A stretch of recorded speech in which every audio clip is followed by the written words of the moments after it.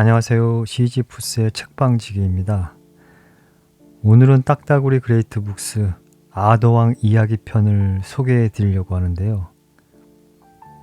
책 표지에 있는 그림은 70년대 월트 디즈니의 아더왕 이야기 애니메이션 그림을 사용하였습니다. 월트 디즈니가 사망하기 전에 개봉한 마지막 애니메이션이었다고 하는데요. 이 책을 옮기신 이정기 선생님은 책 머리에 다음과 같이 말씀하셨습니다. 새하얀 대리석에 굳게 박힌 마법의 칼 엑스칼리버를 뽑아온 잉글랜드를 다스리게 된 소년 아더. 중세 영국인들이 꿈과 소망이 이루어낸 영원한 영웅 아더왕. 요정의 나라와 마법의 세계. 모험의 숲과 마술의 호수를 거치며 온 잉글랜드를 차례차례 통일시켜 나가는 정보왕 아더. 이 이야기는 아더왕과 원탁의 기사들이 펼치는 영국의 전설인 동시에 온 유럽의 신화다라고 말씀하셨는데요. 이 책에는 14가지의 이야기가 담겨 있습니다. 오늘은 이 중 가웨인경과 녹기사 편을 낭독해 드리려고 하는데요. 가웨인경과 녹기사 편은 2021년도에 그린나이트라는 영화로도 개봉돼 소개된 내용입니다. 자, 그럼 아더왕의 원탁의 기사들을 만나러 가보실까요? 가웨인경과 녹기사. 어느 해 아더왕은 수도 카멜롯에서 성탄절 축하 잔치를 열었다. 아더왕 궁정에서 가장 용감한 기사들과 가장 아름다운 기부인들이 모두 모였다. 아름다운 비단 옷을 입은 기니베 왕비는 보석을 받고 술을 놓은 청계 밑에 앉아 있었다.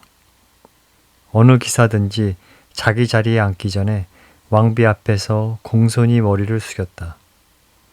왕비 옆자리에 앉아있는 아더왕은 모여있는 기사와 기부인들을 바라보며 온 방안이 기쁨으로 넘쳐있는 것에 몹시 흐뭇해하고 있었다. 그러나 왕은 기사 가운데 누군가로부터 용감한 무은담을 듣거나 아니면 이상하고 무섭기 마련인 새로운 일거리를 기사들에게 주기까지는 연회를 시작하지 않았다. 음악을 연주하는 사람들이 음악을 멈추자 큰 방 안에 있는 사람들은 모두 입을 다물었다.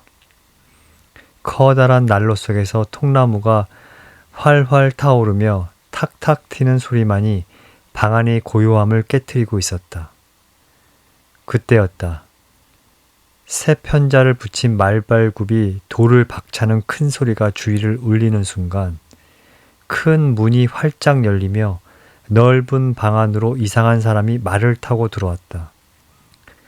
보기만 해도 우람한 사나이였다. 그가 타고 있는 말 역시 굉장히 컸다. 사나이는 팔이며 다리만 굵은 게 아니라 거인인가 싶을 만큼 키도 컸다. 갑옷과 투구는 입고 있지 않았다. 무서운 얼굴이었으나 자세히 살펴보면 잘생긴 얼굴이었다. 그러나 무엇보다도 이상한 것은 이 사나이가 걸친 옷이 하나같이 녹색이라는 점이었다.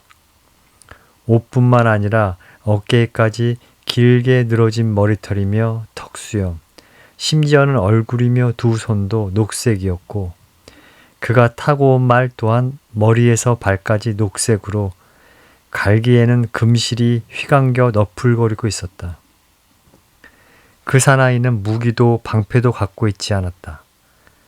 다만 녹색의 새와 금으로 된 큰 도끼를 들고 호랑가시나무의 큰 가지를 머리 위로 높이 쳐들고 있을 뿐이었다. 그 사나이는 이윽고 넓은 방 한가운데로 그 나뭇가지를 집어 던지더니 오만한 태도로 둘레를 한 바퀴 휙 둘러보았다.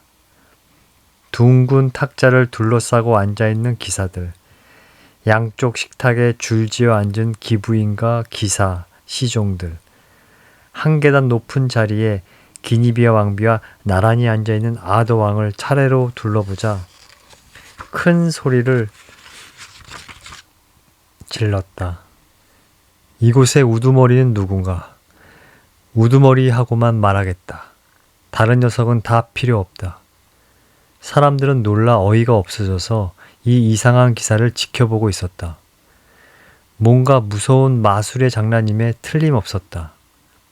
그렇지 않다면 풀처럼 새파란, 아니 땅 위에 어떤 풀보다도 더 선명한 녹색을 한 사나이가 말을 타고 거기에 있을 리가 없다고 생각되었다. 그러나 이윽고 언제나 예의 바른 아도왕이 녹기사에게 인사를 하였다. 잘 오셨소. 자, 함께 축하연에 참석해 주십시오. 아니, 그럴 수는 없소. 하고 남모르는 사나이는 큰 소리로 대답했다. 놀러 온 것이 아니오. 저 나뭇가지를 보면 알 수 있듯이 싸우러 온 것도 아니오. 싸우러 왔다면 가장 튼튼한 갑옷과 투구를 입고 왔을 거요. 북쪽에 있는 우리 성에는 그런 것은 얼마든지 있으니까요. 그러나 우리나라에서도 당신의 궁정과 무용에 대해선 듣고 있소. 당신을 섬기는 기사들이 용감한가 그리고 또 덕망이 높다는 것도 말이요. 기사여, 소원이시라면 당신과 싸우고 마상시합을 한 상대는 얼마든지 여기에 있소. 하고 아도왕이 대답했다. 아니, 그럴 필요 없소. 녹기사는 쩌렁쩌렁 울리는 큰 소리로 말했다. 여기에는 한 칼에 넘어뜨릴 것 같은 풋나기들밖에 없소. 아니, 난 그보다도 우리 주 크리스트의 탄생을 축하하는 뜻에서 온 거요. 이 넓은 방 안에 나하고 한 칼을 주고받겠다는 담력 있는 사람이 있다면 이 훌륭한 도끼를 건네주겠소. 그냥 들기만도 꽤 무거운 도끼요. 나는 여기 서서 이 도끼의 일격을 받겠소. 내 몸뚱이 어디를 쳐도 좋소. 다만 그 기사에게 맹세를 받을 일이 있소. 아도왕, 당신도 맹세를 하지 않으면 안 돼요. 내년 오늘엔 내가 똑같은 일격을 그 기사에게 가할 수 있는 권리를 주었으면 하는 거예요. 기사들은 모두들 놀라서 술렁거렸다. 아무도 녹기사의 도전에 나서려 하지 않았다. 그의 손에 들린 은도끼에 질리기도 했지만 그의 말 역시 너무나 대답하였기 때문이다. 그러자 녹기사는 비웃듯이 큰 소리로 웃으며 말했다. 이것이 아도왕의 궁전이라는 건가? 그리고 이들이 멀리까지 이름을 날리는 원탁의 기사들이란 건가? 싸우자는 이야기를 듣고도 무서워서 모두 잠자코만 있다니 원탁의 기사의 명예도 이제 땅에 떨어지고 말았군. 이 말을 듣자 아도왕은 벌떡 일어나 큰 소리로 외쳤다. 여봐라, 내놈의 그 바보 같은 제안에 꼭 맞는 대답을 해주마. 내놈의 도전을 아무도 받지 않는다면 이 네개로 도끼를 보내라. 그리고 얻어맞을 준비를 하라. 그러나 이때 가회인경이 일어나 말했다. 전하, 부디 저의 소원을 들어주십시오. 이 모험은 제게 맡겨주십시오. 저는 아직 옛날의 실수를 용서받지 못하고 있습니다. 원탁의 기사로서 부끄럽지 않을 만한 일을 해 보이지 않으면 안 됩니다. 로그레스 왕국을 지키는 기사다운 행동을 하지 않으면 안 됩니다. 좋다, 기꺼이 그 소원을 들어주리라 하고 아도왕은 대답했다. 녹기사는 빙긋 웃음을 띠면서 훌쩍 뛰어내려 넓은 방 한가운데 가회인경과 마주섰다. 이 가운데 비로소 한 사람, 용감한 사나이를 보게 되어서 나도 참으로 기쁘오. 기사여, 약속을 하기에 앞서 먼저 당신의 이름부터 알고 싶소.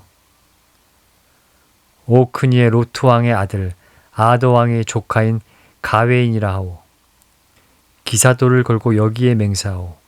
한 번만 도끼로 칠 일, 그리고 지금부터 1년 뒤 당신이 마찬가지로 나에게 도끼를 휘두르시오. 가웨인경은 두 손으로 도끼를 들었다. 그리고 녹기사가 방바닥에 무릎을 꿇고 내려칠 일격에 대비해서 긴 머리털을 머리 위로 올리고 목을 내밀어 준비를 끝낼 때까지 그 도끼를 휘두르고 있었다. 이윽고 가웨인경은 온 힘을 다해 도끼를 내리쳤다. 날카로운 도끼날은 녹기 사이 살과 뼈를 끄는 다음 바닥에다 불꽃을 튀겼다. 녹기 사이 머리는 어깨에서 떨어져 대굴대굴 바닥을 굴렀다. 그러자 녹기사는 재빨리 앞으로 달려가더니 자기 머리를 집어들고 말에 올라탔다. 그리고는 마치 아무 일도 없다는 듯이 머리를 가회인경 쪽으로 향해 말했다. 알겠는가? 꼭 맹세를 지키고 1년 뒤에는 나를 찾아내는 거요. 나는 녹색 예배당의 기사요. 북쪽에서는 누구나 그 이름을 알고 있어. 웨일즈 온 나라를 찾지 않으면 안 돼요. 그리고 위랄 숲속도. 만일 그대가 겁장이도 아니고 기사로서의 맹세도 깨트리지 않는다면 틀림없이 거기서 나를 발견하게 될 것이오. 그렇게 말하자 기사는 말머리를 획 돌려 말발굽에 불꽃을 튀기면서 문 밖으로 달려나갔다. 연회석에 앉아있던 사람들은 이 이상한 사건에 질려 물을 뿌린 듯 조용히 있었으나 이윽고 정신을 되찾은 듯이 다시 활기를 띠었다. 이듬해 성 미카엘제 날이 되었다. 이제부터 무서운 여행길을 떠나야 하는 가회인경을 위해 아더왕은 많은 기사들을 불러 카알레온 성에서 축하 자치를 열었다. 우웨인, 아그라, 페인, 엘렉트도 있었다. 란슬롯, 라이오넬, 착한 루칸도, 보울수경, 베디비아경, 보울드윈 주교도 있었다. 그리고 아하도왕과 기니베 왕비 모두 가회인경을 축복하며 여행이 안전을 빌었다. 가회인경은 금을 새겨놓은 갑옷과 투구를 입고 칼을 옆에 찬 다음 녹기사의 도끼를 손에 들자 자기 군마인 그린거레트에 올라 남웨일즈의 숲속으로 향했다. 앞을 가리고 있는 방패에는 한가운데 로그레스 왕국의 5줄 별 모양의 문장이 그려져 있었다. 가회인경이 북쪽 바다에 이르렀을 때는 벌써 무서운 겨울이 닥쳐오고 있었다. 얼글시의 섬들은 왼쪽으로 보며 크루이드 강을 따라 헐리 헤드에 와 닿았다. 그곳은 넓은 디강 언덕이 성 위니프레드 샘 근처였다. 디강 어귀를 썰물 때 걸어서 건넌 다음 사람이 없는 사막을 지나 위랄이라는 원신림에 발을 들여놓았다. 이 근처는 수많은 도둑과 악당들이 숲속의 좁은 길이며 인기척 없는 내와 바위가 많은 좁은 길, 나무가 울창한 골짜기 속에 숨어 있었다. 가회인경은 앞길을 가로막는 모든 것과 싸우지 않으면 안 되었다. 가고 또 가며 녹기사에 대해서 또 그의 집이 근처에 있다는 녹색 예배당에 대해 물어보았으나 아는 사람은 하나도 없었다. 이 길을 지나갈 수 있는 사람은 용기 있는 기사뿐이었다. 많은 적을 무찌르지 않으면 안 되었고 한겨울의 무서운 날씨에도 견뎌내지 않으면 안 되었다. 가회인경은 그러한 어려움을 모두 이겨냈다. 성탄절 전날 밤 가회인경은 사랑하는 말 그린거레트에 올라 늪지대를 지나가면서 어딘가 쉬어갈 집이 눈에 띄도록 해달라고 빌었다. 그러자 갑자기 넓은 평야를 지나 아름다운 성이 나타났다. 그 성은 넓은 내가 흐르고 있는 깊은 골짜기를 바라보는 작은 언덕 위에 서 있었다. 성 앞에는 아름다운 잔디밭이 있고 양쪽에는 큰 참나무들이 줄지어 서 있었다. 성 앞에 성 둘레에 파놓은 못이 있고 낮은 나무 울장이 둘러 있었다. 아, 고마운 일이다. 크리스마스에 이런 아름다운 집에 와 닿았다는 것은 하느님이시여 바라옵건대 이 집에서 후한 대접을 받도록 해 주옵소서. 이윽고 성의 큰 문을 두드리자 문지기가 나왔다. 아, 여보시오. 어떻게 좀 들어가 쉬어갈 수 없겠습니까? 나는 사람을 찾아 이곳까지 온 사람으로 아하도왕 궁정의 기사입니다. 성주님께 그렇게 전해 주십시오. 다정한 웃음을 지으면서 문지기는 문을 열었다. 많은 하인들이 달려나와 가회인경이 말에서 내리는 것을 부축하여 훌륭하고 넓은 방으로 안내했다. 넓은 방에는 불이 활활 타오르고 있었다. 가회인경을 맞이한 성주도 아주 친절하였다. 시종들은 가회인경을 본관의 아름다운 방으로 데려가더니 거기서 무장을 푸는 시중을 들고 푹신한 털가죽으로 안을 댄 호화로운 옷을 입혔다. 그리고 나서 다시 본디 있던 넓은 방으로 안내하여 불 옆에 성주가 앉은 옆자리에 앉게 했다. 이윽고 시종들은 식탁을 들고 와서 발판 위에 놓고 아름다운 흰 볼을 씌운 다음 그 위에 소금병과 은수저를 놓고 요리와 술잔을 가져왔다. 성주는 가회인경을 위해 축배를 들며 이토록 유명한 기사가 뜻밖에도 쓸쓸한 자기 집을 찾아준 것을 부하들과 함께 기뻐해 주었다. 식사가 끝나자 두 기사는 함께 성의 예비당으로 가서 목사에게 저녁 기도와 그 밖에 성탄절 전날 밤의 모든 의식을 끝냈다. 그리고 나서 성주는 가회인경을 아담한 방으로 안내하여 불 옆 의자에 앉혔다. 거기에 성주 부인이 시녀를 거느리고 가회인경에게 인사를 하러 들어왔다. 아주 아름다운 부인으로 기니베아 왕비 못지않았다. 가회인경은 그 성에서 사흘 동안 잔치와 크리스마스 놀이로 날을 보냈다. 춤을 추기도 하고 크리스마스 노래를 부르기도 하는 등 즐겁게 사흘간을 보냈다. 성주의 부인은 노상 가회인경의 옆자리에 앉아 노래를 들려주기도 하고 이야기도 해주며 이모저모로 호의를 베풀어 주었다. 더 좀 오래 계셔 주십시오. 나흘째 되던 날 저녁 성주는 이렇게 말했다. 가회인경처럼 용감하고 예의 바른 기사가 손님으로 머물러 주신다면 그만큼 나는 여러 사람들로부터 호감을 받게 되는 것입니다. 말씀만은 감사하오나 내일은 사람을 찾는 여행길을 떠나지 않으면 안 됩니다. 왜냐하면 설날에는 녹색 예배당에 도착하지 않으면 안 되기 때문입니다. 나는 이 나라 전체의 왕이 되는 것보다도 맹세를 지켜나가고 싶습니다. 더구나 나는 아직 녹색 예배당이 어디에 있는지조차도 모르고 있는 형편입니다. 그러자 성주는 그런 일은 아무것도 아니라는 듯 껄껄 웃으며 말했다. 그것 정말 반가운 이야기로군요. 그렇다면 당신이 원하는 마지막 날까지 여기에 계실 수 있습니다. 여기서 말을 타고 2시간도 안 걸리는 곳에 녹색 예배당이 있으니까 말이요. 설날 부하 한 사람을 시켜 예배당으로 안내하겠습니다. 이 말을 듣고 가회인경도 몹시 기뻐했다. 가르쳐 주셔서 감사합니다. 친절한 말씀에도 감사드립니다.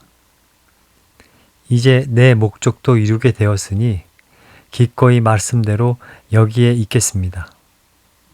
그러시면 앞으로 사흘 동안 나는 숲속으로 사냥을 떠날 터인데 당신은 먼 여행에 여러모로 고생이 많았을 테니 우리 성에 머물러 계시면서 푹 쉬십시오.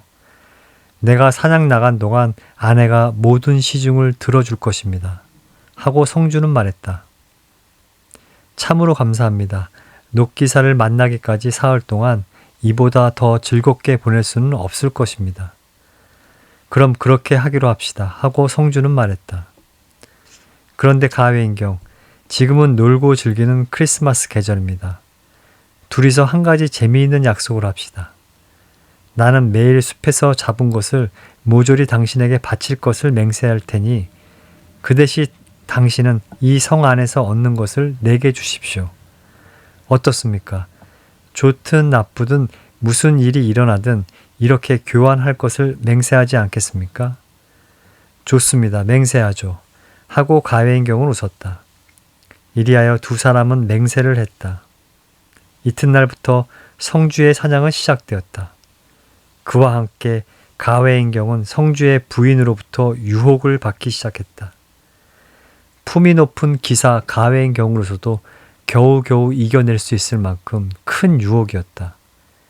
그리하여 첫날은 부인에게 한 번의 입맞춤을 했고 두 번째 날엔 2번의 입맞춤으로 유혹을 막을 수 있었다. 그러나 성주는 첫날도 둘째 날도 많은 짐승을 사냥하여 가회인경에게 주었다. 가회인경은 성주에게 부인에게서 얻은 입맞춤을 건넬 뿐이었다. 그러나 그 입맞춤이 부인의 것임을 밝히지는 않았다. 세 번째 날이었다. 내일이면 녹기사와의 약속을 지켜야 한다. 계속되는 부인의 유혹도 오늘이 마지막이었다. 가회인경은 마음을 단단히 먹었다. 그러나 다음날 아침 이윽고 나타난 부인은 햇빛보다도 아름다웠다. 부인은 가회인경에게 상냥하게 입을 맞추었으나 가회인경은 곧 몸을 피했다. 그러자 부인은 눈물 어린 목소리로 이렇게 말했다. 겨우 한 번밖에 입을 맞추지 않다니 당신은 정말 얼음처럼 차가운 분이군요. 아니면 누군가 카멜롯에서 돌아올 날을 기다리고 있는 여자분이라도 있는 건가요? 아니, 그런 일은 없습니다. 아직 내 애정을 바친 부인은 없습니다. 가회인경은 솔직하게 대답했다. 그럼 오늘 하루만 서로 사랑해도 상관없잖아요. 그러면 나는 일생 동안 가회인경이 팔에 안겼던 추억을 간직하게 될 거예요. 아니, 기사로서의 맹세를 위해서나 또 로그레스 왕국의 영광을 위해서나 그럴 수는 없습니다. 그런 일은 정말 부끄러운 일이니까요. 그러자 부인은 그러면 내가 띠고 있는 이 녹색 레이스를 드리겠어요 하고 말했다. 아니, 그럴 수도 없습니다. 나는 부인이 마음속의 기사가 되어 사랑의 선물을 몸에 지니고 있을 수는 없습니다. 변변치 못한 작은 것이에요. 사람의 눈에 띄지 않게끔 몸에 지니고 있으면 돼요. 부디 받아주세요. 이것은 마술의 레이스입니다. 남자분이 이것을 몸에 지니고 있는 한 남의 손에 죽는 일은 없습니다. 어떤 마술로 죽이려 해도요. 주인에게는 잠적고 있어 주세요. 가회인경은 이 큰 유혹을 이겨낼 수가 없었다.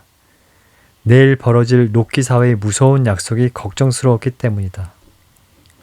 그래서 그 레이스를 얻어 남의 눈에 띄지 않게끔 몸에 지니고 있을 것을 약속했다. 그러자 부인은 세 번째 입을 맞추고 얼른 방을 나갔다. 그날 저녁 때 성주는 여우가죽 하나를 가지고 사냥에서 돌아왔다.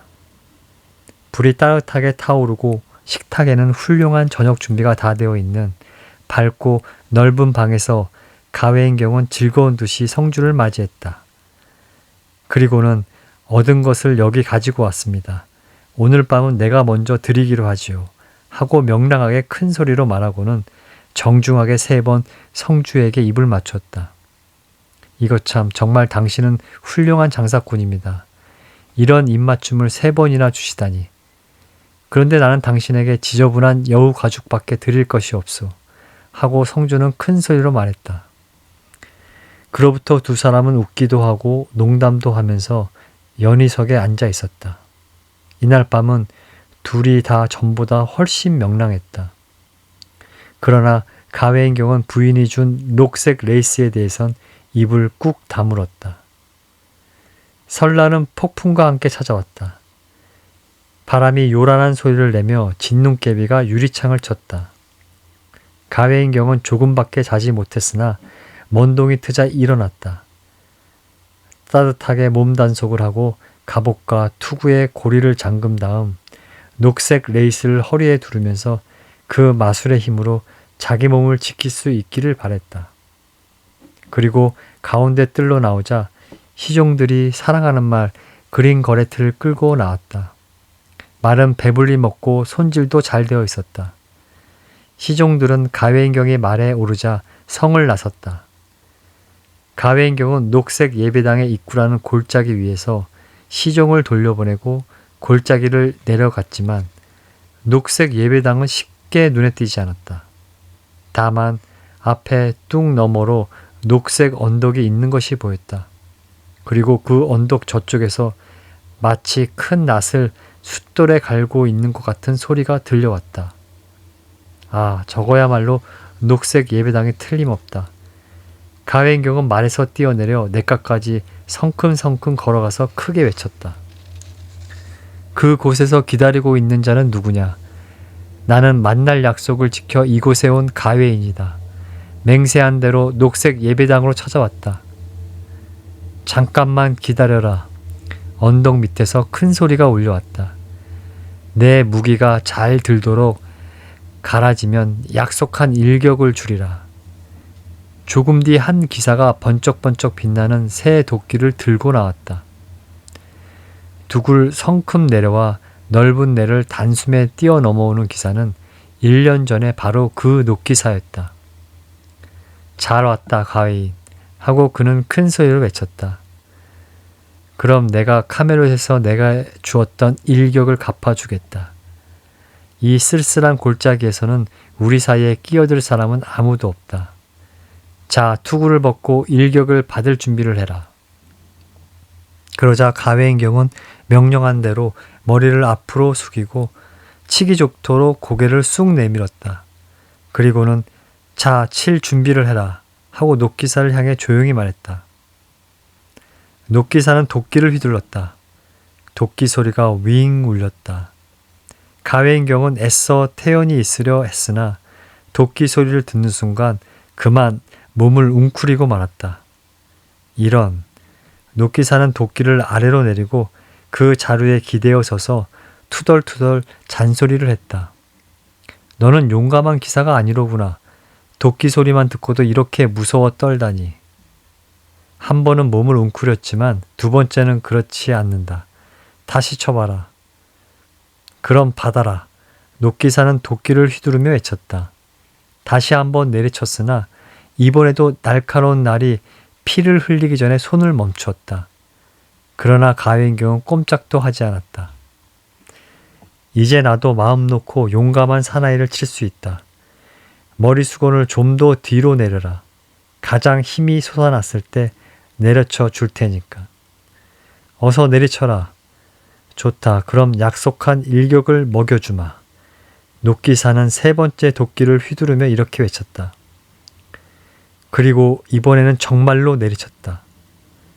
그러나 도끼날이 가웨인경의 목덜미 살갗을 베는데 그치도록 조심해서 내리쳤다. 가웨인경은 심한 아픔을 느끼고 두 어깨에 피가 흐르는 것을 느끼자 곧 뒤로 물러나 투구를 쓰고 칼을 뽑으며 방패를 앞으로 내밀며 노끼사에게 이렇게 말했다. 자, 이제 너의 일격은 받은 거다. 만일 내가 다시 한번 내리치려 한다면 그것은 약속을 어기는 것이다. 나는 이제 약속을 지켰으니 이번에는 몸을 지켜도 좋은 것이다. 노끼사는 도끼에 기대고 서 있었다. 이윽고 노끼사는 가웨인 하고 불렀다. 그 소리엔 아까 같은 무서운 빛은 조금도 없었다. 분명 그대는 일격을 받았다. 이제 이 이상 나는 그대를 치지는 않겠다. 이것으로 그대의 죄를 모두 용서해준다. 만일 내가 원한다면 더 잔인한 일격을 줄 수도 있었다. 그리고 그대가 내 목을 쳐서 떨어뜨린 것처럼 그대의 목을 쳐서 떨어뜨릴 수도 있었다. 그대를 치지 않았던 맨 처음 일격과 두 번째의 것, 이 둘은 그대가 성실히 지켜준 약속 때문이었다. 내 아내가 성 안에서 그대에게 준, 그리고 그대가 약속대로 내게 준 한 개의 입맞춤과 두 개의 입맞춤 때문이었다. 그러나 세 번째, 그대는 약속을 지키지 않았다. 그래서 내게 상처를 입힌 것이다. 그대는 세 개의 입맞춤은 주었으나 녹색 레이스는 주지 않았다.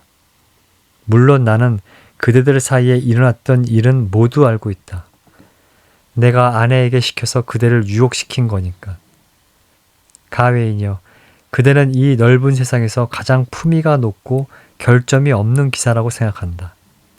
만일 그대가 유혹에 못 이겨 명예롭지 못한 일을 하고 기사의 이름을 더럽혔다면 그대의 목은 지금쯤 내 발밑에 굴러 있을 것이다.